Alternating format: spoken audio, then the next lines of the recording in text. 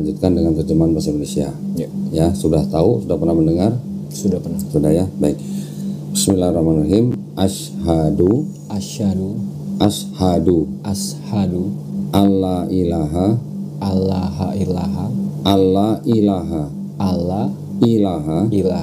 illallah. Baik, bismillahirrahmanirrahim. Assalamualaikum warahmatullahi wabarakatuh. Alhamdulillahirrabbilalamin. Wassalatu wassalamu ala rasulillah.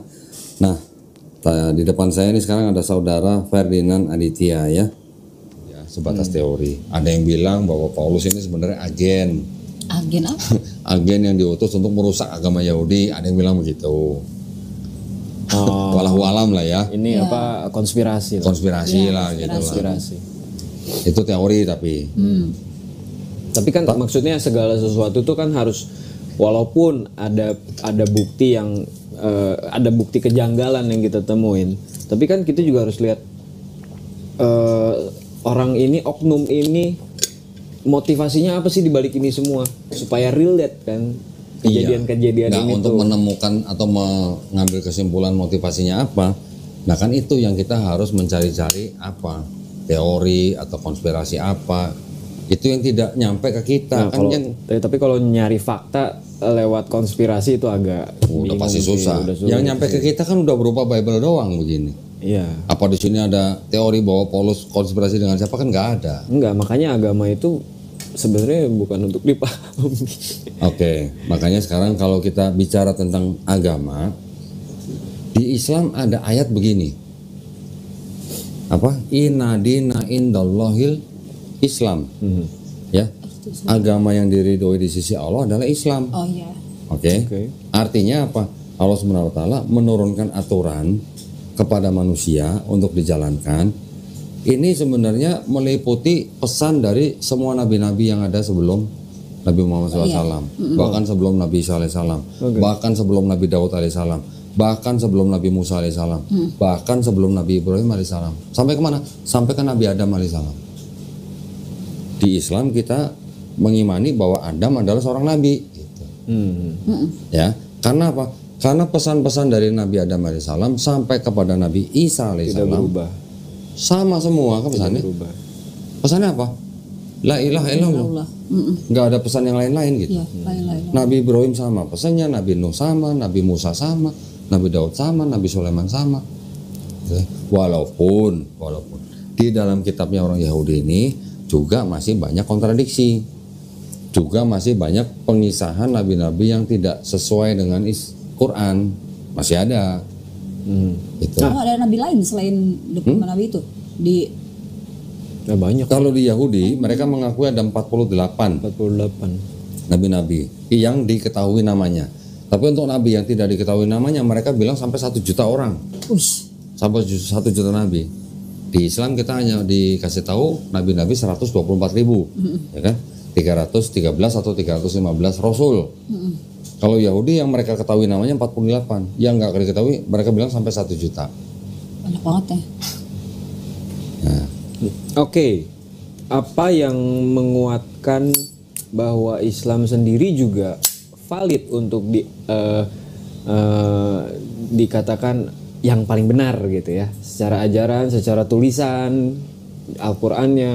Nah, kalau di Kristen pun bisa terjadi seperti ini. Ya. Nah.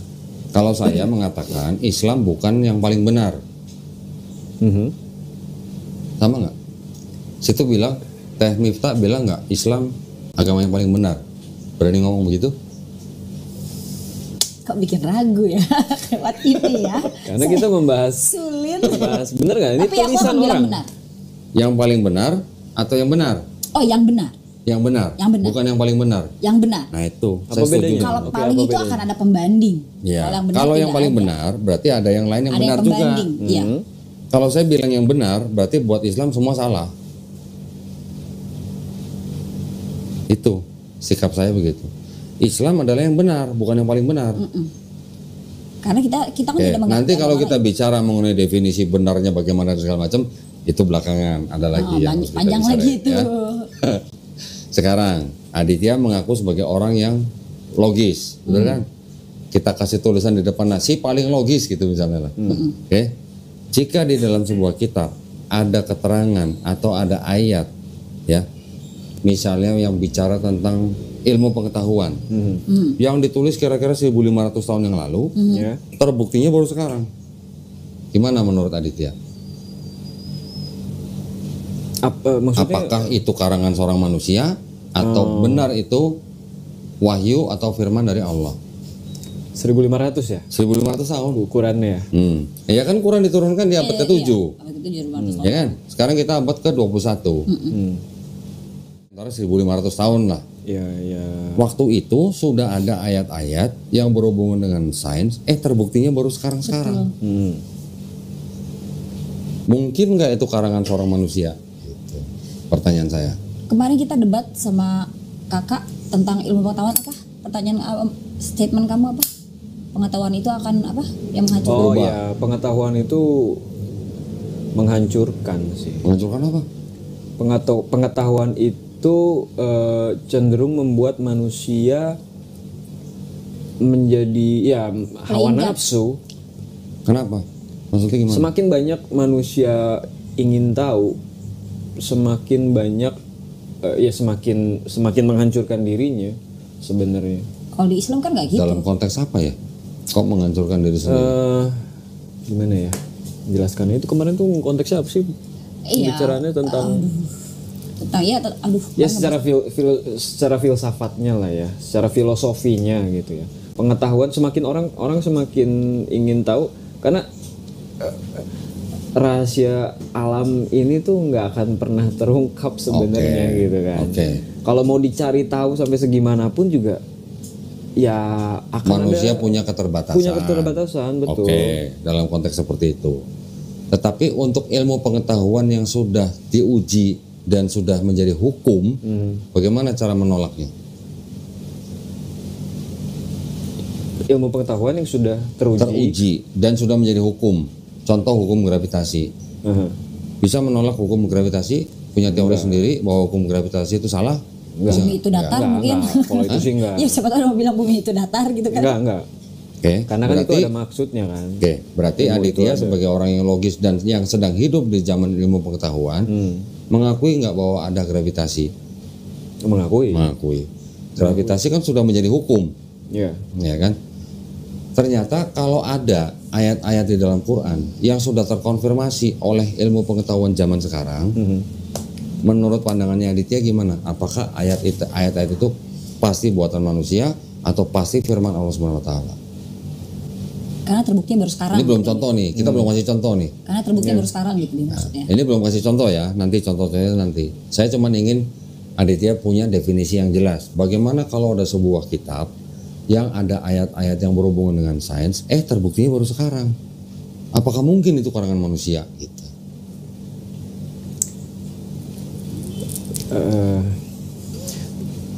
Bisa bilang begini, bisa jadi itu juga hasil peneliti ya. Peneliti siapa? Zaman sekarang apa manusia zaman juga. dulu? Zaman dulu. 1500 tahun lalu. Oke, Bisa sekarang- jadi. Oke, sekarang dengan perkataan atau kalimat seperti itu, saya tanya, bagaimana orang bisa mempelajari embrio, atau mempelajari bintang, atau mempelajari laut, atau mempelajari gunung, kalau nggak pakai alat? Perlu alat nggak? Iya dong, malah itu Pasti ya perlu alat. Pasti perlu alat. Nah, orang zaman dulu, bagaimana caranya bisa mempelajari tanpa alat? Kemarin akhirnya dijawab sama anak kecil umur 18 tahun, dibilang yang nggak apa-apa om, ilmu pengetahuan itu bagus asalkan saat kita tahu pengetahuan itu tidak menggunakan nafsu. Oh jadi pengen bisa ini terus, jadi pengen itu atau kayak gitu. Nah, tapi Jadi semuanya. itu mungkin konteksnya berbeda. Iya waktu itu cerita Saya cuma ngomong. ingin membawa Aditya menggunakan logikanya. Bagaimana mungkin orang zaman dulu bisa mengatakan seperti itu tanpa alat-alat yang kita ketahui zaman sekarang seperti mikroskop, teleskop, alat sonar, Iya, atau alat alatnya kan baru ada menyelam. sekarang. Bagaimana caranya? Ya tapi nyatanya maksudnya gini ya, kita bandingkan teknologi ya dengan zaman yang dulu dengan yang sekarang. Ya, Kayak orang-orang Mesir juga kita juga masih mikir gitu bisa bikin piramid yang simetris kayak gitu. ya, oke. Dengan teknologi yang serba terbatas. Iya. Sedangkan orang sekarang mau bikin kayak gitu mikir lagi gitu Iya. kan. Ya, Ya kan? iya. Bisa aja ada gitu Oke. sebenarnya. Tapi gimana ceritanya Kalau ada seorang profesor yang sudah meneliti embrio dengan mikroskop, dia tahu perkembangannya umur sekian minggu bagaimana, sekian minggu bagaimana, sekian minggu bagaimana. Kalau nggak ada mikroskop dia nggak bisa nulis begitu. Iya. Dia nggak bisa nulis tentang embrio. Oke. Di Quran dijelaskan dengan lengkap. Oh, ya itu.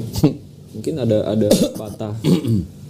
Kalau mau ngotot kalau itu bahwa itu adalah sebuah tulisan sains, ya bisa jadi mungkin orang dulu mengungkapkan sains itu dengan bahasa yang seadanya juga karena nggak mengerti juga ini alat apa sih sebenarnya gitu. Di Al-Quran detail Bi. Alat apa maksudnya? Ya maksudnya kayak tadi misalnya kita bisa bilang itu mikroskop.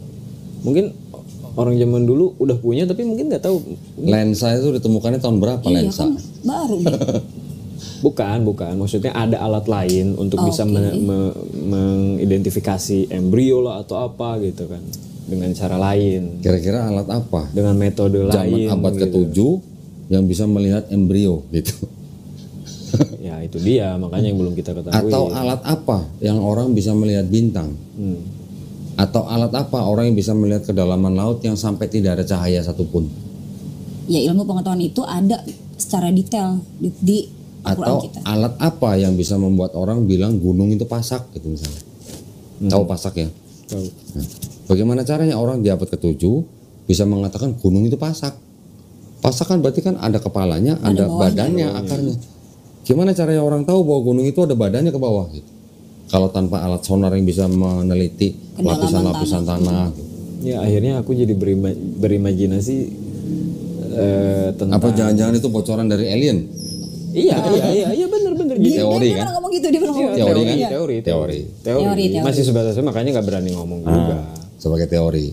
Tetapi kalau kita sekarang bisa ngomong begini, seorang profesor yang meneliti embrio mungkin puluhan tahun sampai dia bisa menulis buku bahwa embrio itu umur sekian bentuknya begini, besarnya begini, nanti setelah ini dia sifatnya begini. Ternyata di Quran sudah dijelaskan dengan detail. Nah, sampai akhirnya profesor ini berani ngomong, gak mungkin ada orang bisa nulis begitu kalau nggak pakai mikroskop. Karena mikroskop ditemukan kan baru di abad berapa? Atau juga tidak mungkin ada penemu yang bisa ngomong begini. Semakin ke atas, kita naik ke atas, oksigen makin tebal makin tipis. Makin tipis. Semakin kita ke atas, kita semakin mudah bernapas atau semakin sulit bernapas. Semakin sulit. Dada kita akan sempit dan sesak untuk bernapas ketika kita naik ke langit gitu. Di Quran ada ayat seperti itu. Kalau tadi penjelasan tentang pertumbuhan embrio tadi, si profesor ini yang bernama Kit Elmore, yang bukunya dipakai di seluruh universitas yang berurusan dengan embrio, akhirnya dia datang ke Arab Saudi. Akhirnya dia bikin konferensi pers. Akhirnya dia yang walaupun seorang Kristen, dia mengatakan konferensi pers itu di Arab Saudi mengatakan bahwa ayat-ayat di dalam Quran itu tidak mungkin karangan Nabi Muhammad. Ini pasti firman Tuhan. Seorang profesor. Ya, walaupun dia nggak masuk Islam, saya nggak tahu persis dia masuk Islam atau enggak. Tapi dia percaya kalau karena dia seorang anak Kristen Presbyterian yang diajarkan oleh bapaknya bahwa Tuhan itu cuma satu, cuman berbeda-beda cara orang beribadahnya. Saya nggak tahu persis dia masuk Kristen atau enggak. Ada yang bilang dia masuk Kristen, ada yang enggak. Tetapi dia berani bilang di konferensi pers di Arab Saudi bahwa Al-Quran sudah pasti bukan karangan Nabi Muhammad, tapi adalah firman dari Tuhan. Karena dia bilang nggak mungkin Nabi Muhammad SAW, terlepas dia bisa baca tulis atau tidak, dia bisa mengatakan seperti itu tanpa mikroskop. Mau nanya detail ini soal ininya kok. Yang menjelaskan tentang itu tuh di mana sih di kitab? Ayatnya bisa dicari. Bisa dicari. Quran mana dan bahasanya seperti apa gitu. Contoh ya. Di Quran surat Qiyamah ayat 37. Bukankah ia dahulu berasal dari sel sperma dan air mani yang dipancarkan? Quran surat Al-Mu'minun. Kemudian kami simpan sel sperma dan air mani itu ke dalam tempat yang kokoh atau rahim. Kemudian di surat-surat yang lain juga, kemudian sperma dan air mani itu menjadi segumpal darah berbentuk seperti lintah. Alaqah gitu bilangnya. Di dalam bukunya si Profesor Kit Elmore ini juga dia menggambarkan embrio yang berusia sekian minggu bentuknya seperti lintah. Ini juga bilang seperti dengan bahasa alaqah gitu. Bentuknya memang seperti lintah gitu. Nanti ada lagi yang bilang bahwa Kemudian kami jadikan segumpal darah itu yang berbentuk seperti lintah, kami jadikan segumpal daging atau mudghah. Nanti setelah itu baru dibentuk dengan dibungkus dengan tulang belulang, lalu dengan daging. Jadi ada proses-proses yang ternyata si profesor ini, kok sama yang saya teliti gitu. Dan ini tulisan beribu. Ini 1500 tahun yang lalu, Profesor Keith Elmore mungkin baru 50 tahun yang lalu. Gitu. Nggak sampai mungkin 50 tahun lalu. Mungkin baru tahun 80-an gitu. Seperti itu gitu.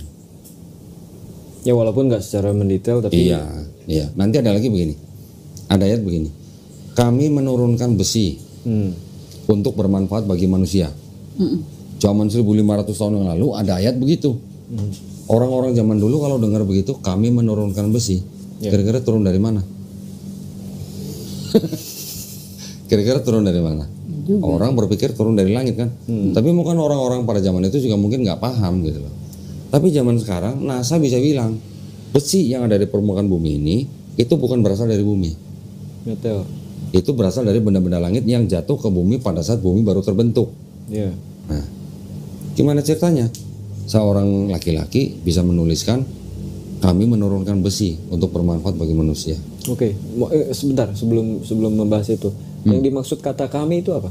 Kami itu artinya bisa disebut sebagai ungkapan untuk keagungan, plural majestic. Sepertinya jamak tapi sebenarnya tunggal. Nah, ini lagi. Contoh. Itu ada, aku udah Contoh. Seorang presiden ketika dia ngomong di depan DPR, kami akan memperbaiki program pemerintahan kami. Yang ngomong presiden. Iya. Presidennya ada berapa? Satu. Kenapa dia ngomong kami?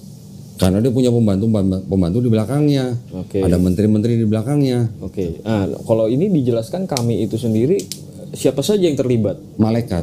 Oh, malaikat-malaikat. Nah, jadi ketika bilang kami menurunkan Quran dan kami pula yang menjaganya, artinya Allah SWT melibatkan pembantunya atau ciptanya malaikat untuk menurunkan Quran. Oke. Ya, makanya jamak. Iya, jamak tapi agung gitu. Iya. Orang Arab kalau ngomong kepada adit satu orang, nyebutnya apa? Antum. Antum itu jamak apa? Antum tuh tunggal. Jamak atau tunggal? Jamak tapi ditujukan kepada satu orang, artinya untuk mengagungkan atau memuliakan lawan bicaranya. Gitu. Nah, Ketika Ratu Inggris bilang misalnya, kami akan membuat program ini gitu. Ratu Inggrisnya kan cuma satu. Iya. Di belakangnya banyak jajarannya, ada perdana menteri, ada menteri ini, ada menteri ini. Gitu. Ya kalau organisasi atau itu pasti begitu, orang juga akan langsung paham. Tapi kan ini kan kitab ya. Iya. Agak jadi kita memang harus memahami kaidah bahasa Arab. Nah, kita juga harus memahami kaidah bahasa-bahasa di luar negeri juga. Ratu Inggris juga kan bilang we. Gitu. Jadi kalau orang Inggris bilang kenapa pakai kata we? We itu royal we artinya. Begitu juga di bahasa Indonesia ketika seorang pimpinan negara ngomong juga pakai kami. Nggak usah presiden lah, gubernur juga kan ngomong gitu. MC aja ngomongnya kami. Kenapa kami? Karena panitia gitu kan, mewakili panitia gitu. Kami mempersilahkan, padahal aku yang nyuruh mereka. Nah gitu. Ya, Kami kira-kira mengucapkan gitu. selamat datang, padahal aku yang ngomong. Jadi itu yang ada yang namanya kata. Kalau mau kritis, aku banyak lagi bertanya. Kenapa kami? Berarti melibatkan malaikat-malaikat misalnya. Malaikat mana yang dilibatkan untuk menjaga embrio dalam kandungan? Itu akan aku pertanyakan juga sebenarnya. Bisa, nanti bisa dipertanyakan, bisa dicari. Iya. Setiap manusia yang lahir itu sudah didampingin oleh malaikat, juga didampingin oleh jin. Ya, ada malaikat-malaikat yang menjaga orang itu, malaikat-malaikat yang mencatat perbuatan baiknya, malaikat-malaikat yang mencatat perbuatan jahatnya. Bahkan ada jin yang mendampingi dari manusia itu lahir sampai orang itu mati. Namanya jin korin. Jin korin. Jin korin itu jin baik gitu. Jadi jin korin itu memang jin yang ditugaskan untuk mendampingi manusia dari lahir sampai mati. Makanya jin itu tahu orang itu dari mulai lahir sampai mati kisahnya bagaimana, jin itu tahu. Oke. Sekarang pernah nggak misalnya dengar cerita orang ke dukun ngomongin nanya keluarganya yang sudah mati. Dukun itu bisa tahu keluarganya, anggota keluarga lo tuh dulu begini. Nah, ya masih jin. Tahu dari mana tuh jin? Dia bisa berhubungan dengan jin korin orang itu. Iya. Oh, oke. Kalau di Kristen gimana? Nggak ada konsep begitu. Nggak ada makanya. Itu yang seperti itu di Kristen nggak ada. Tapi pernah dengar kan? Pernah dengar? Dukun bisa tahu Iya, gitu iya, loh. iya. Orang ini begini begini begini. Tahu dari mana dukun itu nggak pernah ketemu orang itu? Oke. Nah, itu yang membedakan. Oke, di Islam diperbolehkankah Apa? perdukunan seperti itu? Enggak dong. Nggak boleh. Nggak boleh. Lu sekali ke dukun, percaya perkataan dukun, sholat tuh nggak diterima 40 hari. Sama halnya seperti minum ya. Yes. Udah banyak yang bertanya, para komentar dan netizen saya bertanya, gimana Mif? Adit sudah. Proses Udah 5 orang gitu, nih yang Bang. bilang. Enggak, Bentar lah, ini mah ngobrol. lagi Enggak, membedah. tapi Iya, ngobrol. obrolan ini bagus supaya Adit ketika nanti bersyahadat yakin gitu. Ya, jangan ada keraguan-raguan, jangan ada Kamu yang yakinkan masih dulu. perlu dipertanyakan. Enggak gini. Jujur ya kok ya. Hmm. Kalau memahami keseluruhan itu kayaknya nggak mungkin ya. Nggak mungkin dalam waktu berapa jam, nggak mungkin. Ya, apalagi beberapa jam. Yang mana aku dapat pengertian tentang kekristenan itu dari lahir loh. Iya. Gitu kan. Iya. Ya. Hmm. Oh, udah ada, udah. Ini nih Enggak gua. buat dirinya. Oh, Kalau sama ada, jangan GR kamu. Iya. Gua kalau banyak ngomong harus banyak minum. Iya kan haus. Iya. Saya juga kalau lagi kerja minum minum. Haus ngomong mulu kita. iya jadi apa ya? Ambil aja dulu. Nanti Bener nggak sih berjalan. konsep itu? Hmm. Bener ya konsep itu ya? Nggak apa-apa. Emang benar Iya, begitu. iya, Sekarang terjun aja. pertanyaan saya begini. Allah memaksakan kalau kata Enggak, orang enggak. Sunda. Pertanyaan saya begini. Ketika Aditya menjadi seorang yang sudah lulus SMA, mau masuk ke dalam sebuah universitas, Aditya harus belajar dulu apa yang dipelajari di universitas itu atau daftar dulu? Daftar dulu. Ya daftar dulu baru belajar kan? Ya begitu, masuk Islam juga begitu. Ya masuk Islam dulu baru belajar. Aku pikir harus meyakini dulu. Meyakini oke, konsep dasarnya aja, konsep Oke. ketuhanannya, konsep keselamatannya, Ya, ya, kalau itu konsep iya. peribadatan itu kan konsep dasar. Di universitas itu juga pasti ditaruh persyaratannya kan. Kalau mau masuk ke universitas ini minimal lulusan SMA, Iya, gitu bayar kan? sekian, Nah, memiliki KTP. Nah, itu persyaratannya. Di Islam juga begitu, persyaratannya begini-begini. Tapi ketika kita mau belajar apa yang dipelajarin di universitas itu kan kita nggak bisa kalau kita nggak daftar masuk menjadi mahasiswa. Apakah sebuah alasan? Maksudnya kan pasti kan ditanya apa alasannya gitu kan? Kenapa masuk Islam? Alasan itu penting. Yaitu dengan konsep ketuhanan, konsep keselamatan dan konsep peribadatan itu yang mana yang paling logis gitu. Oke, Dari semua agama-agama yang lain gitu. oke. Contoh tadi seperti Trinitas, kalau memang sudah nggak yakin dengan konsep ketuhanan dan keselamatan dalam Islam yang paling logis, itu bisa menjadi alasan masuk dalam Islam. Oke. Itu relate sih.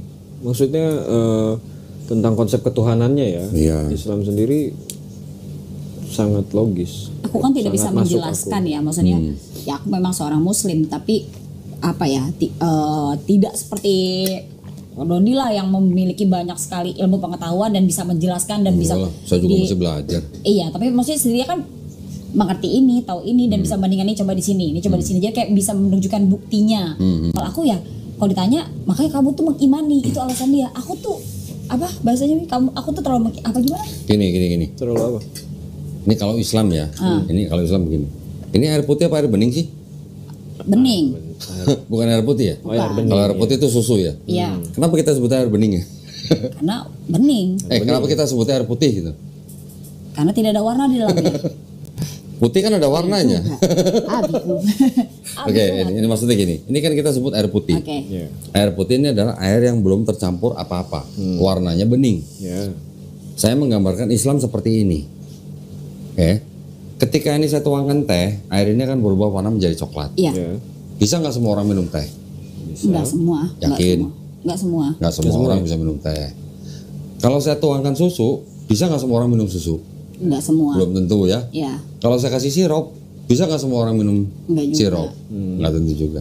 Tapi kalau air putih seperti ini yang belum tercampur apa-apa, bisa nggak semua orang minum air putih seperti ini? Bukan bisa lagi, malah memerlukan. Gitu. Gambaran Islam seperti itu. Islam adalah tidak tercampur apa. yang memang berasal dari yang menciptakan langit dan bumi dan manusia, Ya murni kan. yang murni. Gitu. Jadi memang aturan-aturan di dalam Islam itu adalah aturan-aturan memang yang untuk manusia. Ya. Back to basic. Ya. Jangan lagi dicampur Ada. ini kepentingan itu, kepentingan ini. Ada hadis di dalam Islam, setiap bayi yang lahir itu sebenarnya fitrah. Fitrah itu artinya muslim, artinya orang yang berserah diri kepada penciptanya. Bayi bisa apa sih? Iya, nggak bisa apa-apa. Nggak bisa apa-apa, terserah, itu kan berserah diri kepada penciptanya. Melalui orang tuanya dia dirawat menjadi besar. Ya. Bayi itu nanti mungkin menjadi Yahudi, Kristen, atau Majusi kan karena orang tuanya. Ya. Tapi ketika bayi itu nanti besar, dia mendengar tentang Islam, dia menerima tentang Islam, bahkan sampai dia masuk Islam, sebenarnya orang itu bukan pindah agama, tapi orang itu kembali ke fitrahnya. Fitrah itu sifat asal gitu lah. Ya, ya. Sifat asalnya begitu. Itu kalau di Islam gitu. Itu udah bertentangan dengan dosa waris yang tadi sempat. Iya. Ya karena maksudnya aku percaya, makanya semua orang bilang bayi itu gak punya salah apa-apa, bayi itu suci, bayi itu suci. Sedangkan kemarin kita sempat ada obrolan dosa waris yang diturunkan, nah, gitu-gitu. Sekarang kalau memang benar ada dosa waris, saya punya adik perempuan, dulu lahir 3 hari meninggal. Masuk surga langsung. Kalau menurut orang yang punya dosa waris, bayi itu akan masuk mana? Surga apa neraka?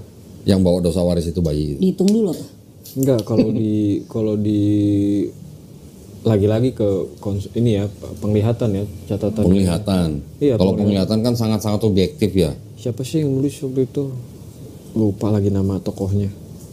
Siapa? Ya intinya Ellen G. White ada bukan? tempat sendiri untuk bayi yang, yang Kalau lahir, ada tempat sendiri, terus dosa warisnya kemana? Dosa itu apa sih? Dosa kan pelanggaran atas perintah Allah. pelanggaran, iya. Iya, kalau dia baru lahir gimana dia bisa bikin dosa? Ya kalau baru lahir dosa dari mana? Ya tapi itu nggak jadi fleksibel sih statement itu ya. Kenapa ya? Karena memang Ya.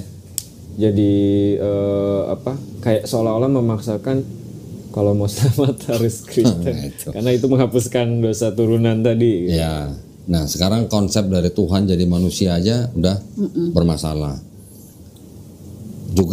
Juga tentang konsep yang penebusan dosa itu.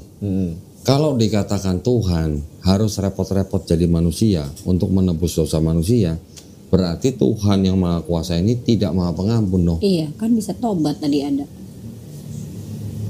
Gitu. Iya. Betul nggak? Jujur aku aja baru Kalau tahu. namanya Maha Pengampun, kan nggak perlu dia harus turun sendiri menghadapi orang-orang manusia untuk jadi manusia gitu loh. Iya. Nah, pertanyaan saya yang sering saya lontarkan itu begini. Ketika orang Kristen bilang Tuhan bisa jadi manusia karena Tuhan Maha Kuasa, kita manusia tidak boleh membatasi kuasa Tuhan, ya. Kan sering orang Kristen bilang begitu. Iya. Ketika saya tanya, kalau gitu Tuhan bisa nggak jadi iblis? Bisa. Bisanya di mana? Iblis sifatnya gimana? Jahat. Bisa nggak Tuhan? Mungkin dong. Iya, nggak mungkin. nggak Bisa nggak Tuhan yang Maha Baik itu pada saat yang sama juga jahat? Itu. Itu yang bisa meruntuhkan konsep Tuhan bisa jadi manusia. Gitu. Nah, dari mana orang bisa percaya bahwa Tuhan itu bisa jadi manusia? Asalnya dari mana sih? Gitu. Kan itu yang harus kita cari tahu. Itu tadi yang Helenisme. Yang Helenisme orang percaya ada dewa yang paling tinggi yaitu dewa Zeus bisa punya anak dari manusia, anaknya disebut setengah dewa setengah manusia. Di Kristen Bapa menghamili Maria, punya anak Yesus, Yesus disebut sepenuhnya manusia, sepenuhnya Tuhan. Mirip nggak konsepnya? Oh iya juga ya. Ya. Nggak konsepnya aja, mirip nggak? Orang awam akan bilang itu mirip, tapi beda dengan Iya, detailnya mungkin beda. ya orang Kristen yang didoktrin dari ajarannya dan keyakinannya pasti akan nggak begitu gitu. Iya, Pasti tapi gitu. mereka kan menjelaskan pasti dari motivasinya. Iya, Iya kan? Karena motivasinya begini, mau mengampuni orang dosa manusia sehingga dia harus menjadi manusia. Tapi konsep Dia sama mengaruniakan anak yang tunggal supaya barang siapa percaya kepada anak yang tunggal beroleh hidup yang kekal. Itu motivasi. Tetapi konsepnya Tuhan yang paling tinggi punya anak dari manusia sehingga anak manusia ini disebut setengah manusia setengah dewa atau sepenuhnya manusia sepenuhnya Tuhan. Konsepnya kan mirip. Ya kan? Islam juga percaya bahwa Nabi Isa alaihissalam itu lahir dari seorang perawan. Ya, tetapi kita tidak pernah menyembah Nabi Isa sebagai Tuhan. hanya sebagai nabi. Di dalam pandangan Islam, di dalam pandangan Islam, bagaimana seorang perawan Maryam ini bisa mempunyai anak tanpa suami? Itu hanya karena kekuasaan dari Allah Subhanahu wa taala. Makanya di Quran ada ayat, semisal penciptaan Nabi Isa sama dengan penciptaan Nabi Adam alaihissalam. Nabi Adam alaihissalam diciptakan dari tanah liat. Begitu juga dengan Nabi Isa alaihissalam diciptakan hanya dengan apa? Kun fayakun. Iya. Jadi maka terjadilah. Yang membedakan itu. Bagaimana, Bapak Adit? Belum cukup sih. Oke, saya tambahin Ya, dikit. tapi nggak apa-apa. Maksudnya berjalan lah. Nggak apa-apa. Nanti saya tambahin dikit gini. Contoh nih ya. Adit sebagai orang yang sedang mencari Tuhan. Anggaplah Adit ini masuk ke dalam sebuah rumah. Di dalam rumah itu ada 4 kamar. Kamar pertama Adit buka. Ada laki-laki badan tegap, rambut gondrong, mata biru, hidung mancung, berjenggot keren, tegap pokoknya. Itulah Tuhan gitu. Kamar pertama. Masuk kamar kedua dibuka, ada patung. Itulah Tuhan gitu. Masuk kamar ketiga, begitu dibuka nggak ada apa-apa, tapi ketika kita lihat ke atas ada matahari dan bulan dan bintang-bintang. Itulah Tuhan gitu. Oke. Masuk kamar keempat, dibuka nggak ada apa-apa. Tetapi kita bisa mengetahui ada Tuhan yang tidak kelihatan, yang tidak bisa jadi makhluk. Dialah yang menciptakan alam semesta. Kira-kira dari 4 kamar itu Adit mau milih Tuhan yang mana kira-kira? Kayaknya nggak berwujud lah. Nggak berwujud. Kenapa kita harus melihat Tuhan menjadi makhluk? Orang-orang yang percaya bahwa Tuhan bisa menjadi makhluk itu adalah kepercayaan orang-orang zaman dulu. Yang mana? Yang orang-orang mencoba mendefinisikan Tuhan dengan mempersonifikasi sampai akhirnya menjadi sesuatu yang bisa dilihat gitu. Iya. Makanya ada kepercayaan Helenistik, ada kepercayaan paganisme. Paganisme tahu nggak? Tahu paganisme. Orang-orang yang menyembah dewa-dewa. Dewa-dewa. Jadi dewa-dewa tuh dianggap alam semesta ini, mau langit, mau bumi, mau laut, Ada dewa langit, dewa semua ada dewanya. Dewanya. Penguasa langit dewa dewa siapa? pohon. Penguasa Ngerti laut sih. dewa siapa? Kalau soal konsep ketuhanannya sendiri, makanya tadi yang dari penjelasan Koko yang paling relate itu sebenarnya buat aku tentang konsep ketuhanannya itu sendiri. Karena memang aku mencari itu. Sejak beberapa tahun yang lalu memang sempat jadi sanksi tentang perjanjian baru sih. Karena memang jadi kontroversi gara-gara adanya itu. Karena aku sendiri memang lebih kayak amazed itu baca segala kejadian yang di perjanjian lama atau cerita-cerita nabinya gitu ya di situ. Karena ya memang Tuhan seharusnya seperti itu menurut aku gitu. Makanya yang paling relate ya memang ya harus kembali lagi gitu. Tuhan ya satu Tuhan. Jadi kalau kita mempelajari, ini kan Bible nih. Bahkan kemarin sempat berpikir agama oke deh, apapun agamanya, tapi udah nggak perlu tokoh deh. Tokohnya satu Tuhan gitu. Iya. Itu Nggak perlu Yesus, nggak perlu Nabi Muhammad, nggak perlu. Iya Tuhan aja. Ya, tapi kan begini, kita kan tidak bisa berkomunikasi langsung dengan Tuhan. Tuhan itu pasti kan akan menurunkan pesan-pesan dan wahyunya kepada orang-orang pilihannya, Betul. utusan-utusannya. Ya. Ya. Nah, makanya waktu itu menjalani agama Kristen sendiri, ajaran agama Kristen sendiri, atau memandang tokoh Yesus itu sebagai hanya tokoh aja, panutan aja sama seperti orang Islam panutannya Nabi Muhammad gitu kan. Gitu, jadi bukan mentuhankan, kayaknya agak berat hati gitu untuk ke situ gitu. Oke, sekarang di Islam kita ada istilah sunnah. Ya, sunnah itu artinya apa yang dilakukan oleh panutan kita. Ya, meneladani kan. Meneladani. Kalau kita baca 4 gospel, Matius, Markus, Lukas, Yohanes, Yesus diceritakan doanya sujud ketika di Taman Getsemani kan, dan dia maju beberapa jauh. Kemudian dia sujud. Sujud itu gimana? Meletakkan mukanya ke atas tanah. Sujud. Kemudian pernah nggak Aditya baca di 4 gospel ini Yesus makan babi? Tidak. Nggak pernah. Kemudian diceritakan lagi Yesus umur 8 hari disunat. Betul kan? Diceritakan lagi Yesus berpuasa. Diceritakan lagi, ini terlepas daripada yang disalib Yesus atau bukan nih, diceritakan ketika orang yang disalib itu diturunkan dari salib, dikapani, ya kan, oleh orang dari Arimatea. Sekarang kira-kira umat beragama apa yang disunat, nggak makan babi, doanya sujud, berpuasa, dan mati di kapani? Apakah orang Kristen atau orang Islam? Kalau Yahudi nggak memang semua dulu begitu. Iya, ini Yahudi juga. Ini kan Yesus memang orang Yahudi. Iya. Tetapi sekarang yang mengikuti sunnah Yesus di dalam 4 gospel ini mana? Ya. Orang Islam atau orang Kristen? Ya gampangnya ya Islam. Islam. Nah, berarti kita orang Islam ini yang mengikuti sunnah Yesus berarti kan? Oh, Iya gitu juga. maksudnya. Ya. Iya juga loh. Ya. Iya nggak? Orang Islam. Iya. Tapi itu mah kayak Kalau mau bisa dibilang aja hanya tradisi Oke, kan. kalau mau dibilang tradisi, Yahudi juga mengikuti tradisi. Dari siapa tradisinya? Saya tanya, mulai dari siapa lah? Aduh, mulai Sunat dari misalnya, dari siapa? Dari Nabi Abraham atau Nabi Ibrahim alaihissalam. Oh, dari Abraham ya? Ya dong, kan anaknya dan Ismail dan Abraham yang pertama kali disunat. Oh, Di Bible ada. Aku lupa itu. Disunat. Oke. Ikutin dari situ. Nah, keturunan-keturunan setelah orang-orang Yahudi menerima hukum Taurat dengan 613 mitzvah gitu. Mitzvah ya, itu aturan dalam tradisi Yahudi. Kalau kita perhatikan di Islam, ini mirip dengan apa yang dilakukan orang Yahudi. Ya, perempuannya berkerudung, sunat, ada mandi hadas atau baptis. Sesama mereka nggak boleh riba gitu. Terus Iya. macam-macam lah ya. Mau masuk kemah perjanjian ada bersih-bersihnya, wudhu. Di Islam kan ada semua. Iya, ada semua. Kita ada wudhu, kita ada puasa, kita ada sholat. Iya, Nggak boleh riba. ini yang menguatkan aku itu. Jadi sebenarnya kalau kita pikir dengan logika, berarti Islam ini bukan agama baru dong. Iya, agama lama. Karena sudah dilakukan oleh lama gitu loh. Karena sudah dilakukan oleh orang-orang sebelumnya.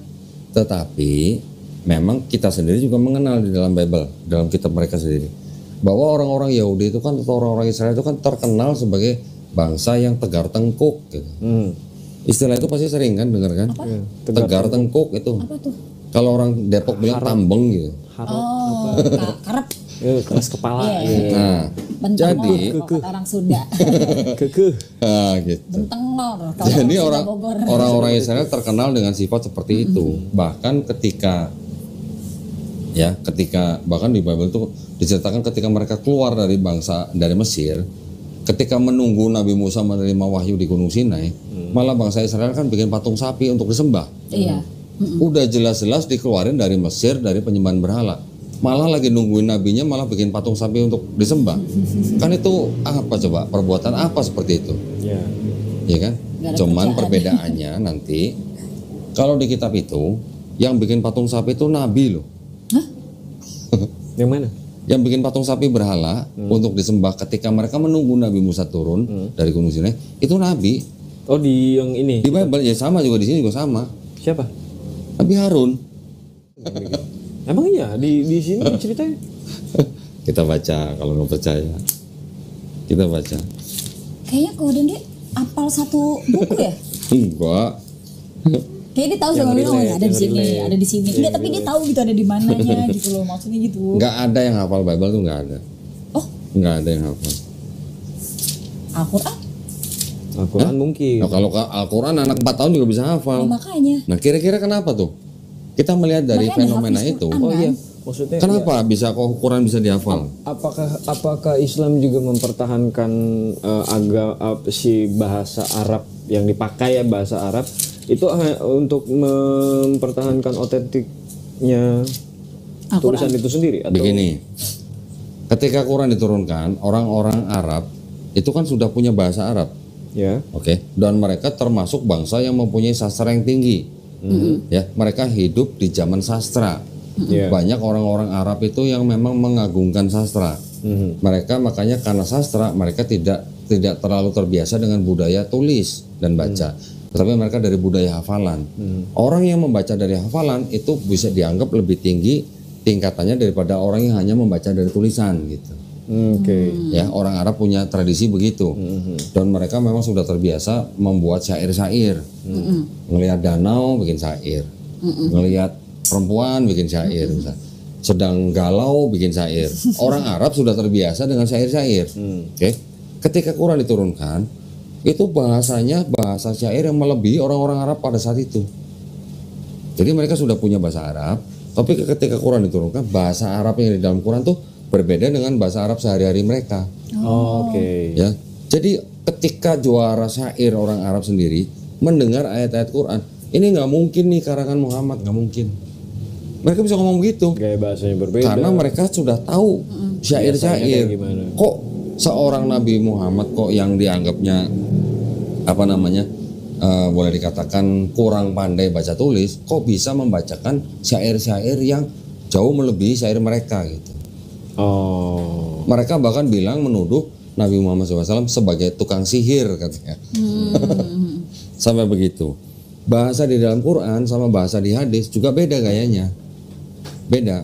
Jadi justru yang tadinya orang Arab mempunyai standar bahasa Arab yang tinggi, ketika Quran diturunkan, bahasa orang Arab itu pada saat itu malah akhirnya merujuk kepada bahasa Quran. Oke. Aku baru tahu seperti itu. Jadi sastra di Quran itu jauh melebihi sastranya orang Arab pada saat itu, Pada zamannya. pada zamannya gitu. Sebentar ya, sebentar. Contoh beginilah, ya namanya Allah Subhanahu wa taala sebagai pencipta langit, bumi dan manusia. Ketika manusia itu bersombong-sombong dengan kemampuannya, apa kira-kira yang ada di pikiran Allah Subhanahu wa taala? Lu ciptaan gua, lu sombong lu gitu. Apa sih lo? Apa sih gitu kan? Ketika Nabi Musa alaihissalam dan abangnya Nabi Harun alaihissalam diutus kepada Raja Firaun, Raja Firaun kan punya tukang-tukang sihir, bisa bikin sihir macam-macam. Iya. Iya. Jadi apa yang dipakai oleh Allah Subhanahu Wa Taala untuk mempersenjatai Nabi Musa dan Nabi Harun alaihissalam? Ya pasti dengan sesuatu yang melebihi sihir mereka. Ya kan? Itu adalah mujizat yang diturunkan Allah Subhanahu Wa Taala ya. kepada Nabi Musa alaihissalam yang melebihi sihirnya orang Mesir pada saat itu. Iya. Sampai akhirnya mereka percaya gitu. Ketika pada bangsa Nabi Isa alaihissalam, orang sedang hidup pada zaman pengobatan, pada zaman tabib, orang-orang bisa mengobati ini sudah mulai ada metode-metode pengobatan. Mungkin ada yang berasal dari Yunani, mungkin ada yang berasal dari mana. Orang-orang pada zaman itu sudah tahu zaman pengobatan. Iya. Lewat Ketika mukjizat Nabi tadi. Isa alaihissalam diturunkan, Allah Subhanahu wa taala mikirnya gimana? Oh lu sombong sama pengobatan. Nih gua kasih Nabi bisa bangkitin orang mati. Oh iya benar. Iya, Bayangin. Aku bisa bikin orang mati betul. Begitu kan? Iya benar. Jadi apa yang diturunkan oleh Allah Subhanahu wa taala untuk suatu kaum atau suatu umat, pasti Allah Subhanahu wa taala sudah memberikan senjata yang melebihi Lebih apa yang mereka kelebihan orang-orang pada saat itu. Nah, begitu juga dengan Nabi Muhammad SAW. Nabi Muhammad SAW disebut sebagai orang yang ummi, orang yang tidak pandai baca tulis. Karena memang bangsa Arab pada saat itu adalah orang-orang yang lebih mengagungkan syair daripada tradisi baca tulis. Nabi Muhammad SAW diturunkan dengan Quran yang melebihi syair-syair orang Arab Saudi pada saat itu. Mukjizatnya berupa itu tadi syair tapi yang lebih gitu. Nah, sampai dikatakan Nabi Muhammad tukang sihir. sihir. Saking lebih bagus dari mereka nggak percaya. Gitu. Jadi lu jago apa? Lu jago sihir, gua kasih mujizat. Lu jago apa? Jago pengobatan, gua kasih mujizat. Lu jago apa? Syair, gua kasih mujizat. Quran adalah mujizat yang terbesar. Sampai sekarang kita masih bisa melihat, kita masih bisa membaca, kita masih bisa menghafal. Bahkan bisa dihafal oleh seorang anak umur 4 tahun. Bahkan orang yang autis pun bisa hafal. Benar. Kenapa mudah dihafal? Karena itu murni firman Allah. Emang benar nggak ada orang yang hafal? Nggak ada. Kalau disuruh baca kata per kata nggak ada lah. Nggak ada yang bisa hafal. Tapi kalau Pendeta-pendeta besar gitu pengertiannya, atau pengertiannya mungkin. Maksudnya cerita Paus ini atau ini gimana. Tapi kalau kata per kata seperti Al-Quran nggak ada. oh iya Islam ada emang aku. Ya karena ini terjemahan bahasa Indonesia. Lihat aja bahasanya juga kayak begitu, nggak bukan bahasa sehari-hari. Mana iya mau dihafalin? Bahasa Arab juga bukan bahasa Indonesia. Ya nggak tahu, makanya itu kan budayanya masing-masing. Mukjizat. Budayanya, wah mukjizat mah enggak. Itu mah jangan ngomong mukjizat. Iya itu orang enggak. Itu kan bisa dari Allah. Anak-anak bisa menghafal. Iya, bukan maksudnya kebiasaannya kan itu mah menghafal. Tadi kan dijelasin Enggak, sama orang Kristen Doni. nggak pernah hafal. Ngapain ngapalin? Bahasa Siapa yang sehari-hari. bikin patung sapi berhala? Nabi Harun. Oh, berkatalah Harun kepada mereka, tinggalkanlah anting-anting emas pada telinga istrimu, anak-anak perempuan dan bawalah. Lalu seluruh bangsa itu menanggalkan anting-anting emas yang ada pada telinga mereka dan membawanya kepada Harun. Diterimalah itu dari tangan mereka, dibentuklah dengan Pahat dan dibuatlah pakai bambu tuang. Kemudian berkata, hai Israel, inilah Allahmu. inilah Allahmu. Telah Berapa ring yang nonton deh? keluar di tanah Mesir. Ketika Harun melihat itu, dirikan nama sebagai anak lembu itu. Ada yang hafal teh ayat Bible. Siapa? Dia. Itulah Bapak kami. Kami doang.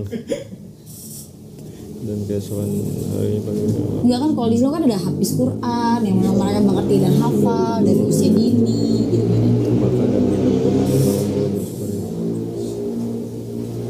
Untuk bersyahadat mudah, tapi kan orang bersyahadat itu harus yakin dulu di dalam hatinya.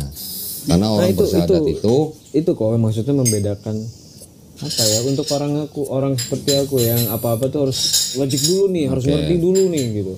Dibilang ya yakin aja, harus yakin ya kalau mau masuk. Itu tuh kayak jadi malah penghambat. Ntar dulu yakin tuh yang kayak gimana ya gitu. Tapi kenapa? Ya mungkin karena tahun-tahun belakangan ini udah mulai bergeser pemikirannya, lepas konsep ketuhanan. Kayak gitu. Jadi kayaknya sama aja deh, agama mah buatan manusia, pasti itu ada kepentingan di dalamnya. Itu yang membuatku mundur. Jadi waktu itu sebenarnya aku mau ngajak dia untuk belajar lebih dalam tentang Islam dan pengen mencoba gitu ya dari bulan-bulan lalu, tapi dia bilang sebenarnya sama aja gini. Wah, ini nggak bisa nih, aku merasa berdosa. Ya dong. Bahkan orang Islam aja. Nggak boleh. Bahkan ada orang Islam, Kiai Haji, ngomong semua agama sama. Setuju nggak? Ya enggak lah. Semua agama sama enggak dong? Enggak dong. Enggak dong. Kenapa? Ada beberapa hal yang sama, tapi Islam itu adalah agama yang benar. Jadi nggak ada comparison ya. Nggak, tapi istilahnya itu setiap agama itu berhak klaim bahwa agama kami yang benar. Iya. Itu berhak, boleh. Nggak ada yang salah dengan itu gitu. Kenapa nggak masuk? Karena pendekatannya dia lebih ke keyakinan. Iya, karena aku kan memang dari kecil yakin dan dia selalu hal yang nyeritain tentang experience gitu loh, pengalaman. Itu sebenarnya cara yang sama yang dilakukan oleh orang Kristen. oh gitu. Orang Kristen juga sering membela keyakinannya hanya dengan pengalaman. Ya. Iya, aku kan ngasih pengalaman Pribadi gitu. Doa yang maksudnya insya Allah gitu, setiap doa banyak sekali doa yang aku panjatkan dan itu terkabul. Ya, itu kan menurut pribadi sendiri, menurut pribadi, pengalaman pribadi. Iya, makanya menjelaskannya jadi bingung kan ya. Aku juga kan dia kayak iya. Karena apa? Karena kalau saya ingin kita berpikir dulu nih, yang namanya agama itu pondasinya apa sih? Iya. Kitab suci dong. Iya. Iya. Sekarang kalau kitab suci, di dalam kitab suci ada ayat-ayat yang kontradiksi, ada ayat-ayat yang tidak otentik. Berani nggak bilang niat kitab suci? Iya, jadi takut. Nah, gitu. Mau lihat buktinya? Apa? Mau lihat buktinya nggak? Maksudnya? Ada ayat yang tidak otentik dalam Bible. Apa? Mau lihat buktinya? Boleh, mana? Kalau tadi kan kita bicara konsep ketuhanan, konsep keselamatan, konsep peribadatan. Sekarang ada ayat di dalam Bible. Sekarang gini, saya tanya dulu Aditya, di dalam Bible itu ada nggak ajaran Trinitas? Tentang Kata Trinitasnya nggak ada kata Trinitas. Ya, tapi ajaran konsep Trinitas ada nggak? Ya ada. Hah? Ada. Ada. Apa? Tahu nggak ayat mana? Ayatnya apa tahu nggak? Ingat kan? Nggak tahu, cuman ya secara keseluruhan lah ya, kurang lebih mengajarkannya seperti itu. Ini kan kitabnya orang Protestan. Ada 66 kitab. Ini kitab sucinya orang Katolik. Oke. Ya. Baru ini. Di dalam sini selain ayat juga ada catatan apa? Footnote gitulah, catatan kaki gitulah. Ini apa tulisannya? Tidak untuk diperdagangkan. Ya, kitab suci Katolik dengan pengantar dan catatan lengkap 2009 dipersembahkan kepada umat Katolik Indonesia oleh Direktorat Jenderal Bimbingan Masyarakat Katolik Departemen Agama Republik Indonesia. Resmi nggak? Resmi dong. Official. Percetakan Arnoldus ND. Isinya juga sama nih, ada Perjanjian Lama, tapi ada 7 kitab yang disebut dengan Deuterokanonika yang ditolak oleh Protestan. Iya. Itu pernah dengar. Ini ada ayat begini nih, 1 Yohanes pasal 5 ayat 7. Itu 7 nih, tolong dibaca nih.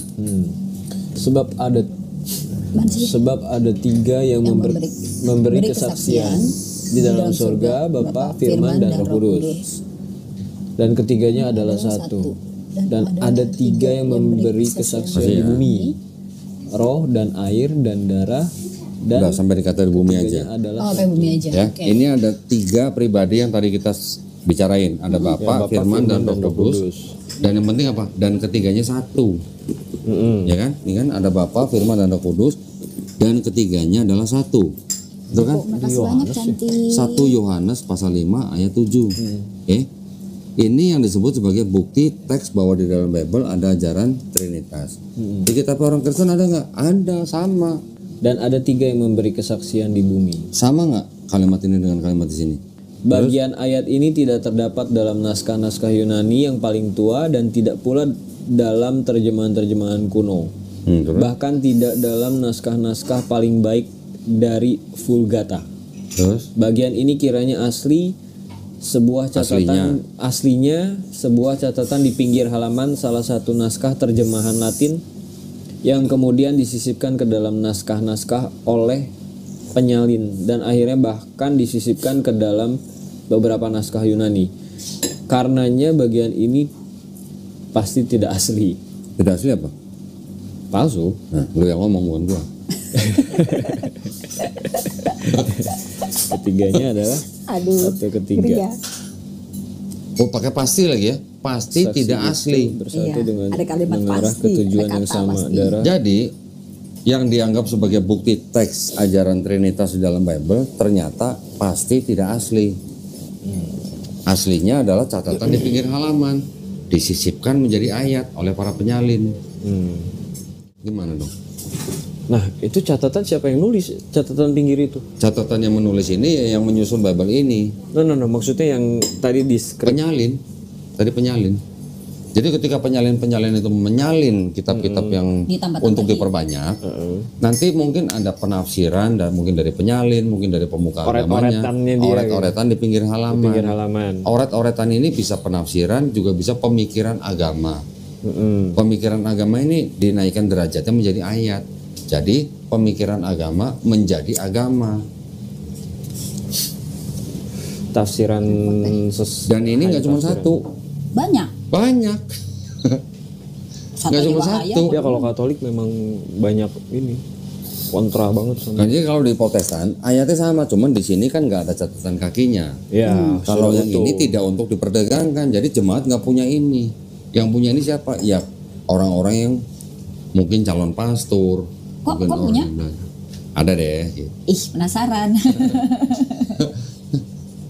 Ada deh. Gitu. Apa dulu kok calon pastor? Enggak, bukan. Apa sudah pastor? Belum. Boro-boro Untuk pas. Kristen jemaat biasa kan? Jemaat biasa. Jemaat biasa yang rajin bayar perpuluhan. Aku cuma pengen tanya gini. Aku cuma pengen tanya gini. Tunggu sebentar. Ini contoh lagi nih. Oke. Oke. Matius 17 ayat 21. Apa katanya?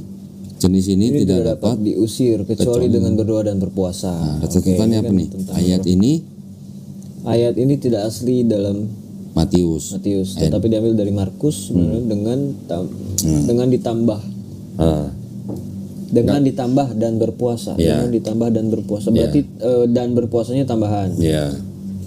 Enggak, satu ayat ini tidak asli diambil dari Markus, kemudian sama Matius ditambah gitu. Kan tadi saya bilang Matius menyadur dari Markus. Oh, iya. Ya. Jadi ini 2 dan masih banyak yang lain. Kita sekarang cek. Ini kitabnya Katolik. Ya kan? 73 kitab. Ini Protestan 66 kitab. Ini Ortodoks 78 kitab. Ini Ethiopia 81 kitab. Buat kekristenan yang bukan firman Tuhan yang mana? Yang bukan firman Tuhan. Iya, lah kan beda-beda nih 81, 78, 73, 66. Jadi yang Protestan menolak 7 dari Katolik, yang Katolik menolak 5 dari Ortodok, yang Ortodok menolak 3 dari Ethiopia. Berarti konsep firman yang jadi kitab kan belum selesai berarti urusannya. Oh, iya. Belum kelar kan begitu kan? Iya, logisnya Oke. begitu. Kemudian di dalam Kristen ada kelompok Trinitarian. Protestan, Ortodok, Katolik, itu kan kelompok yang mengenal Trinitas. Ada Kristen yang disebut dengan Unitarian. Pernah dengar saksi Yehova? Pernah. Ya, pernah dengar. Dia tidak menyembah Yesus sebagai Tuhan. Iya. Mereka mungkin masih disebut sebagai kelompok Unitarian. Nanti ada lagi Kristen yang menganggap Bapa itu Yesus, Yesus itu Bapa. Itu apa itu? Konsep apa itu? Itu kelompok Kristen Oneness namanya. Jadi kalau di Trinitas Tuhan bisa bermanifestasi dalam 3 pribadi, orang Oneness bilang enggak, Tuhan hanya punya 1 pribadi, tapi Bapa itu ya Yesus, Yesus itu Bapa gitu. Ada perbedaan kan? Ada perbedaan. Jadi konsep firman yang jadi manusia pun masih berbeda nih di Kristen. Ini kan masih disebut Kristen semua nih. Iya. Berarti kan konsep ketuhanannya belum kelar kalau begitu. Ya maksudnya semua kontradiktif. Ya masih beda-beda gitu loh. Yang ini bilang ini sesat, yang ini bilang ini sesat, yang ini bilang ini sesat gitu. Enggak, pada akhirnya jadi kontradiktif karena apa? Karena ayat-ayat yang lain nanti bertolak belakang sama penjelasannya itu. Karena ketiga kelompok ini menafsirkan Bible yang sama dengan pengertian masing-masing, Oke. pemahaman masing-masing. Berarti kalau begitu ada indikasi bahwa di dalam Bible itu ayat-ayatnya banyak yang ambigu atau bisa ditafsirkan dari sudut pandang yang berbeda. Gitu. Iya.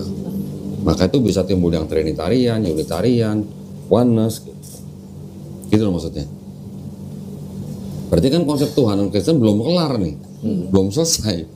Konsep firman yang jadi kita belum kelar. Tapi bisa aja kan? Maksudnya Islam sendiri juga akan seperti itu di masa yang akan datang, kemungkinan. Di masa yang akan datang, insya Allah enggak. Kenapa tuh? Apa yang menjaga itu? Oke, walaupun sekarang mungkin kalangan akademisi melihat Islam ada Sunni, ada Syiah. Ya kan? Banyak yang begitu. Tanya aja sama orang Syiah, Tuhannya siapa? Allah. Allah Subhanahu Wa Taala. Nabinya siapa? Iya tentang konsep ketuhanan ya, kita bicaranya konteks itu dulu ya. Enggak, nabinya siapa? Nabi Muhammad SAW. Sama kan? Kitabnya apa? Tetap Quran. Iya, karena beracuan hanya pada satu. Iya, Makanya walaupun aku baru tahu ada banyak ini. walaupun orang Syiah bilang Quran yang dipakai sekarang itu Quran KW, belum yang asli, nanti yang asli mau datang. Tapi sampai sekarang mereka masih pakai Masih Quran yang menggunakan itu. sama. Karena belum ada. Iya. Tapi bisa saja kan. Ya nggak tahu kita kan ke depannya. Karena sudah lihat banyak ininya. Sudah ada yang begitu. Udah ada. Sudah ada. Dari zaman dulu sudah ada yang begitu. Sudah ada orang-orang yang mengaku Islam tapi mencoba mendefinisikan Tuhan dengan jasad gitu.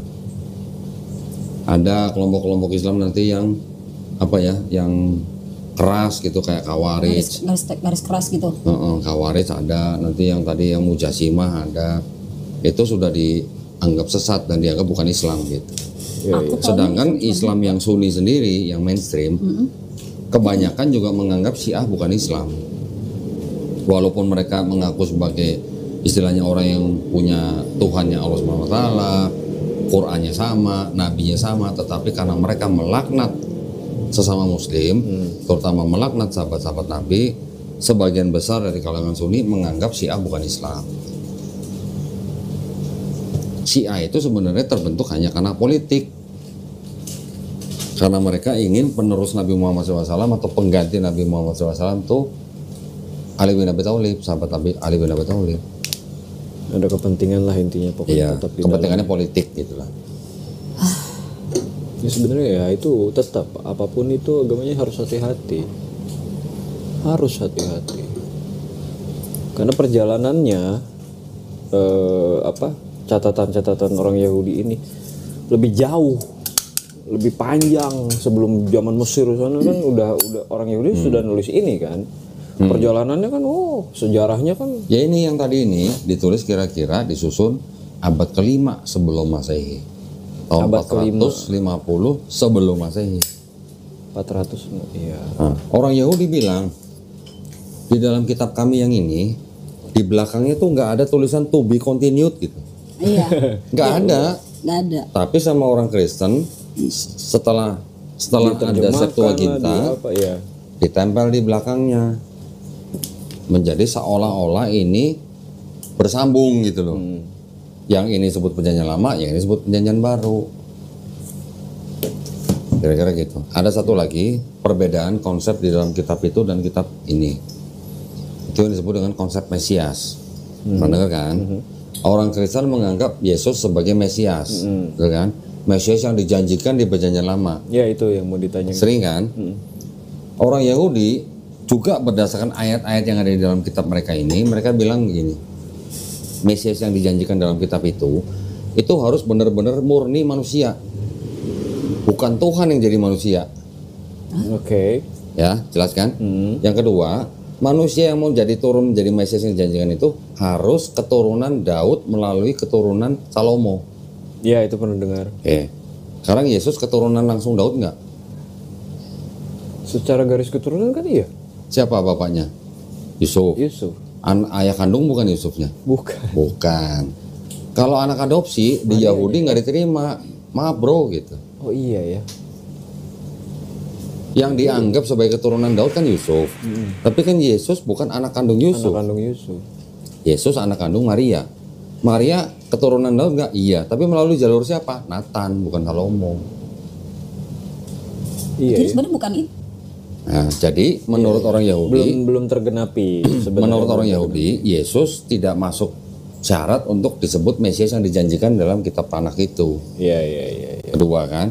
Ketiga, orang Yahudi bilang Mesias yang dijanjikan itu nanti datangnya ketika di seluruh bumi ini sudah tidak ada orang mengangkat senjata. Ya, itu yang di kitab Ketika Wahyu. Yesus turun masih ada perang nggak? Oh, sampai sekarang aja masih ada perang. Iya. Jadi ya, bukan Yesus yang menurut orang Yahudi. Orang Yahudi bilang lagi, Mesias yang dijanjikan itu nanti dia akan datang ketika semua manusia di bumi ini sudah mengenal Hashem gitu, mengenal Tuhan gitu. Sekarang semua manusia sudah kenal Hashem belum? Belum kayaknya. Belum. Kamu aja masih bingung. Masih ada kan orang-orang pedalaman yang nggak kenal Tuhan gitu kan. Terus orang Yahudi bilang lagi gini, Mesias yang akan datang itu bukan orang yang datang menyelesaikan misi pergi terus datang lagi gitu, bukan begitu. Datang cuma sekali doang menjadi raja bangsa Israel. Itu kata orang Yahudi. Nah tapi kan kalau Kristen kan Yesus sebagai Mesias sudah datang menebus dosa manusia, disalib, bangkit hari ketiga, diangkat ke langit, nanti datang lagi sebagai hakim yang adil gitu kan. Konsepnya beda sama konsep itu. Iya. Belum tergenapi, bener. Kurang lebihnya begitulah. Juga Belum cukup valid. orang-orang Yahudi nanti akan bilang Mesias yang akan datang itu nanti datang kalau bait suci ketiga udah dibangun. Nah, sekarang mana? Belum. Nah, orang Islam mengenal Yesus atau Nabi Isa alaihissalam itu sebagai Al-Masih, tetapi konsep Al-Masih dengan konsep Mesiasnya Yahudi itu agak berbeda. Orang Islam menganggap Al-Masih itu sebagai apa ya? Gelar daripada Nabi Isa Al-Masih karena dia bisa menyembuhkan orang, membangkitkan orang mati dengan mengusap gitu. Kenapa namanya Al-Masih dan ya mirip gitu kan? Iya, ya Al-Masih bahasa Arab, Mesias bahasa Ibrani. Sama kan sebenarnya. Sama Artinya artinya. sama. Tapi pandangannya agak berbeda. Jadi orang Islam tidak memandang Nabi Isa alaihissalam ini Mesias yang dijanjikan gitu, atau Al-Masih yang dijanjikan di kitab mereka, enggak begitu. Walaupun begitu, di dalam Islam juga ada yang sama dengan Kristen. Apa? Orang Islam juga sebagian besar beranggapan bahwa Nabi Isa alaihissalam itu nanti akan datang lagi. Oh iya itu sama. Datang lagi untuk membunuh Dajjal, mematahkan salib, membunuh babi gitu ya. Tapi kalau membunuh Dajjal ini artinya mungkin bisa literal, tapi kalau mematahkan salib dan membunuh babi ini artinya mungkin untuk membantah kekristenan gitu lah. Nanti dia akan hidup di bumi beberapa tahun menjadi umatnya Nabi Muhammad SAW, mengikuti syariat Nabi Muhammad SAW. Nanti setelah dia hidup berapa tahun, mati, meninggal di bumi, baru nanti akan dibangkitkan pada hari kebangkitan bersama manusia-manusia yang lain. Oke, kenapa acuannya harus Nabi Muhammad? Nabi Muhammad apa? Ya kenapa acuannya? Acuan apanya? Syariat. Ya karena Quran yang diturunkan terakhir. Kan kepada dia. Oke. Nabi bahkan Nabi Musa pun kalau hidup zaman sekarang dia akan mengikuti syariat Nabi Muhammad SAW. Karena itu adalah syariat yang diturunkan terakhir yang ditujukan untuk semua umat manusia. Bukan khusus hanya untuk Bani Israel gitu. Nah, jadi kitab-kitab yang diberikan kepada Bani Israel itu hanya kitab-kitab yang ditujukan untuk bangsa tertentu dan pada zaman tertentu. Dan Allah SWT tidak pernah berjanji untuk menjaga kitab-kitab tersebut. Masih ingin bertanya nih kayaknya ada lagi. Enggak, habis ini mendalami bangsa Arab sendiri. Kalau kemarin masih mendalami bangsa Yahudi, sekarang akan mendalami bangsa Arab untuk cari celahnya. Mendalam Yahudi udah. Kalau Yahudi tuh ya udah banyak celah. Udah banyak celah. Oke. Sampai di sini ada mau ditanya lagi? Cukup. Cukup? Nggak cukup karena mungkin pengen nanti mungkin Belajar next lagi. time Ya. mungkin Jadi ketika pengen ada ngobrol orang lagi masuk sama Islam, ya ketika dia masuk Islam yaitu ketika dia mulai belajar Islam lebih banyak lagi. Orang Islam itu belajar Islam sampai mati. Iya. Belajar sampai mati. Gitu. Aku juga tertarik ini sih kok sejarah ya. Jadi mungkin kalau boleh nanti minta WA-nya kok. Boleh. Kalau ada pertanyaan apa yang tentang sejarah ya. Boleh. Kayaknya sejarah kok cukup dalam. Ya memang untuk memahami atau membuktikan agama ini agama yang benar atau yang bagaimana ya kita tentu saja harus mengetahui sejarah terbentuknya agama itu, tersusunnya kitab mereka. Kita harus tahu. Pro dan kontranya. Iya. Kelompok-kelompok mana saja yang ada pada saat itu gitu. Asal-muasalnya. Kalau nggak begitu kita nggak akan, jadi contohnya begini, ketika kebanyakan orang Kristen akan memegang kitab ini, memahami kitab ini selalu dari dekat begini, ya dalam arti Maksudnya? konteksnya konteks apa yang diajarin oleh gereja lah, begini lah. Tapi ketika kita menjauh nih, oh ini ada kitabnya Protestan, ini ada kitabnya orang Yahudi, sejarahnya nih, Oh iya. ya. Jadi kita melihat kan bisa agak lebih jauh, lebih banyak gitu loh. Zoom Ada kitab Yahudi yang disusun tahun berapa, menjadi apa, terus gabung kapan, sampai akhirnya menjadi ini sejarahnya.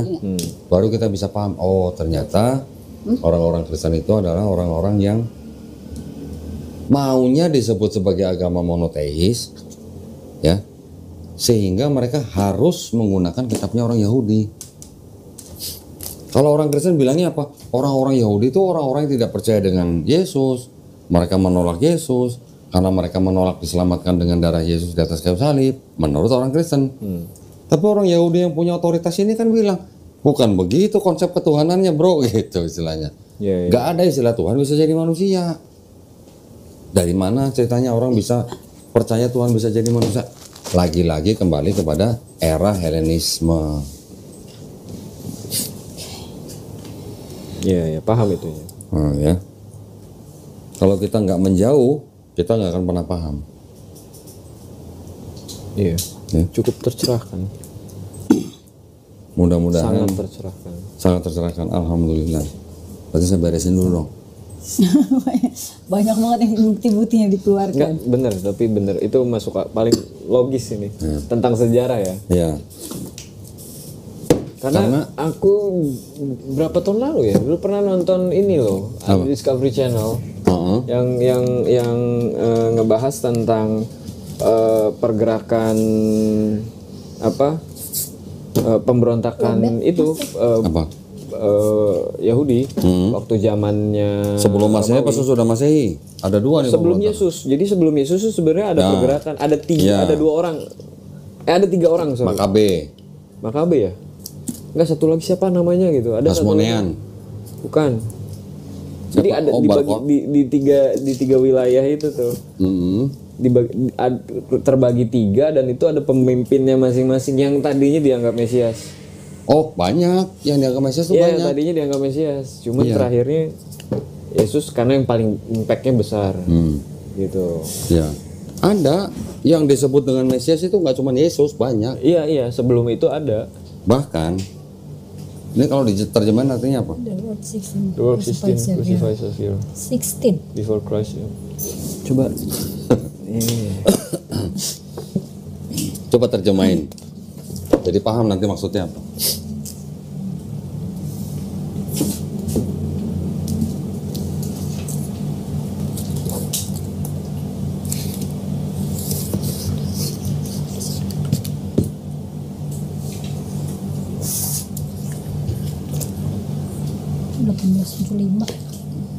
Saya nggak skrip begitu. Apa skrip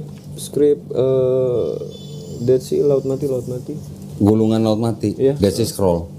Itu yang dipercaya yang menulis kelompok Kristen yang disebut dengan kelompok Israel yang disebut tadi Esseni itu. Isinya tuh apa sih? Hampir sama dengan Bible, hampir sama dengan Perjanjian Lama. Itu judulnya apa? Juru Selamat 16 juru selamat dunia yang disalib. Yang disalib. Kekristenan sebelum Yesus. Jadi sebenarnya konsep ketuhanan bahwa ada Tuhan yang disalib, bangkit hari ketiga, kemudian menjadi Tuhan, sudah ada 16 sebelum Yesus.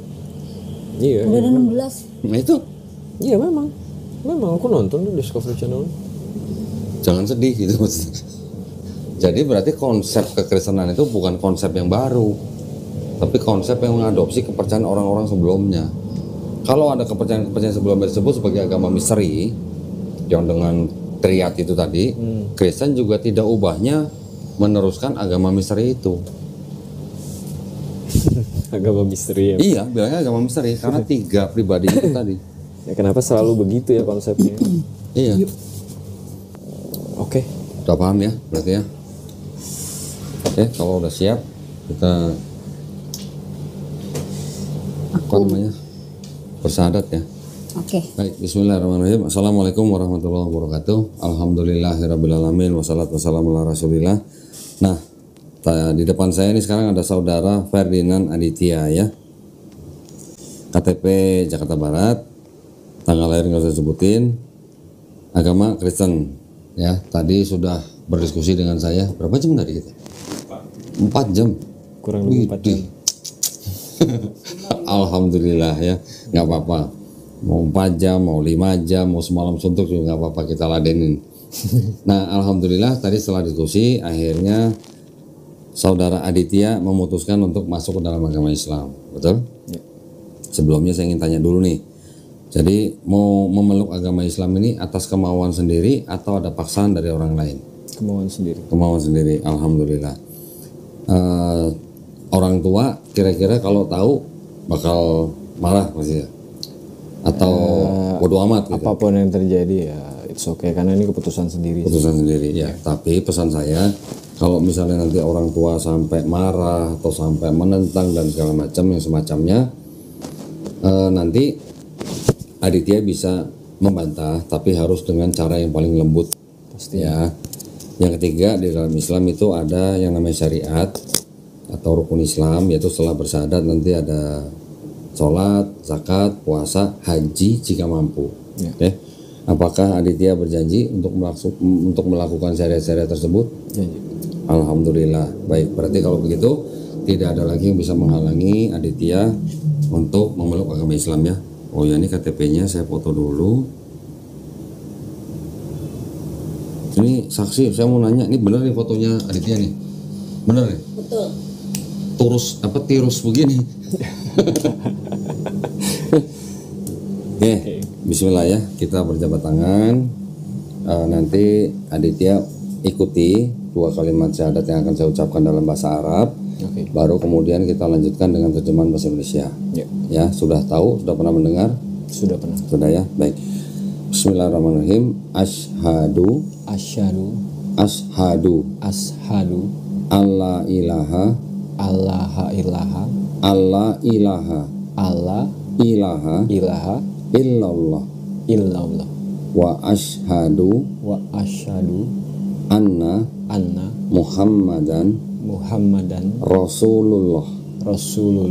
Aku bersaksi tiada Tuhan selain Allah, dan aku bersaksi Nabi Muhammad adalah utusan Allah. Alhamdulillah. Sah ya? Alhamdulillah. Allahu Akbar. Saya tadi udah di foto belum? Saya mau peluk dulu saudara saya dalam iman. Mudah-mudahan Aditya istiqomah ya. Ya, alhamdulillah. Nah, ini ada beberapa bingkisan yang sudah kita siapkan. Ini KTP-nya saya kembaliin dulu. Ya. Ini ada buku tuntunan sholat. Nanti tolong dibaca step by step aja, ya, pelan-pelan. Di dalamnya ini ada sejumlah uang. Ini adalah uang zakat yang memang diperuntukkan khusus buat orang-orang yang masuk Islam. Ya, jadi mualaf adalah salah satu dari 8 asnaf yang berhak menerima zakat. Jangan dilihat jumlahnya, diterima aja. Terima kasih. Ini juga ada Al-Quran, ya. Ini nanti harus dibaca, ya. Tapi untuk bisa baca ini nanti belajar dulu melalui buku Iqra, ya. Ingat dengan foto ini? Foto masih SD ya. Masya Allah. Ini bapak ini pahalanya ini kemana-mana ya. Nah, ini buku Iqra, tolong terima. Ini Quran juga tolong diterima ya. Nanti kalau sudah belajar ini sudah selesai baru belajar baca Quran. Oke. Ini di sini ada sajadah yang ada teks bacaan sholatnya. Membantu ya nanti pada waktu praktek. Baca dulu buku itu bacanya apa. Nanti pada waktu praktek bisa sambil baca ini. Nanti pulang apa namanya? Jangan lupa nanti mandi ya, mandi dibasahi seluruh badan dengan berniat untuk mandi besar. Aku berniat mandi untuk menghilangkan hadas besar lillahi ta'ala gitu aja. Oke. Nah, baru nanti apa namanya? Sholat gitu ya. Belajar sholatnya kalau belum bisa ke masjid dulu. Ke masjid menjadi makmum. Ya, kan ada imam, ada makmum. Ikutin aja dulu gerakan-gerakan sholatnya. Ya, kalau belum tahu bacanya apa, di antara gerakan-gerakan sholat itu tinggal baca subhanallah, subhanallah, subhanallah, itu nggak apa-apa. Oke. Oh, ini ada bonus Al-Safwa sarung ya, bonus nih buat apa namanya Aditya. Oh ya, belum sunat ya? Belum. Tentuin hari tanggal berapa ya, alamatnya nanti kasih. Nanti kita akan kirim juru sunat ke rumah gratis, nggak usah bayar. Terima kasih. Nanti juga tentukan 2 hari dalam seminggu ya, nanti komunikasi dengan Suci untuk belajar itu tadi Iqra. Ya. Aku ikutan boleh? Ini di mana, berarti di sini? Enggak, di rumah. Oh iya. Di rumah aja, di rumah. Boleh kalau mau ikutan boleh. Oh, maksudnya dipandu online? Enggak, kita kirim guru privat ke rumah. Wow. Oke. Ya, kita kirim guru privat ke rumah, ngajarin di rumah. Nanti untuk awal-awal mungkin belajar fikih dulu, belajar akidah, baru belajar Iqra. Seminggu 2 hari ya, 2 kali dalam seminggu. Setiap kali pertemuan 90 menit. Oke. Ya, semuanya gratis, kita yang bayar. Tapi harus istiqomah. Ya, nanti guru ini bikin laporan. Ya, nanti guru ini bikin laporan, oh anak ini rajin, oh ini anak malas gitu. Nanti laporan ke kita. Oke. Tolong semuanya itu diterima dengan baik. Mudah-mudahan ini semuanya bermanfaat ya. Amin. Ini saya taruh sini ya, taruh meja ya. Baik, ada beberapa hal yang ingin saya beritahu kepada Aditya, bahwa setiap bayi yang lahir itu kan fitrah. Fitrah itu artinya dia muslim, berserah diri hanya kepada Sang Pencipta. Bayi itu ketika besar nanti dia menjadi Yahudi, Kristen atau Majusi karena orang tuanya. Nah, nanti ketika bayi itu nanti besar, dia mendengar Islam, menerima Islam, bahkan sampai masuk Islam, sebenarnya orang itu tidak pindah agama, tapi itu kembali ke fitrahnya. Ya, sebagai muslim, orang yang berserah diri hanya kepada Sang Pencipta. Muslim orang yang berislam, Islam artinya berserah diri. Dan saya perlu beritahukan juga bahwa setiap orang yang bukan Islam, ketika dia memeluk Islam, dosa-dosa orang itu dari semenjak akil balik sampai dia masuk Islam, insya Allah dihapuskan. Ini ajaran dalam Islam. Tetapi kebaikan-kebaikan yang pernah dilakukan oleh orang itu dari mulai akil balik sampai dia masuk Islam, insya Allah nggak dihapus, tetap dicatat sebagai pahala kebaikan. Ya, tapi syaratnya harus menjalankan Islam dengan baik. Ya, itu yang bisa saya beritahukan. Kita sama-sama berdoa supaya kita semuanya dilindungi dan dirahmati Allah Subhanahu wa taala, dan juga kita semua termasuk orang-orang yang mengikuti apa yang sudah diturunkan Allah Subhanahu wa taala melalui rasulnya, dan juga kita berdoa supaya kita menjadi golongan manusia yang menyaksikan keesaan daripada Allah Subhanahu wa taala. Ya, amin ya rabbal alamin. Kita juga berdoa mudah-mudahan kita semuanya ini istiqomah dan husnul khotimah. Husnul khotimah itu artinya mati dalam keadaan baik, artinya mati dalam keadaan muslim. Ya, baik, itu aja. Terima kasih banyak atas perhatiannya ya dari para pemirsa. Akhir kata kami pamit undur diri. Wabillahi taufiq wal hidayah. Wassalamualaikum warahmatullahi wabarakatuh.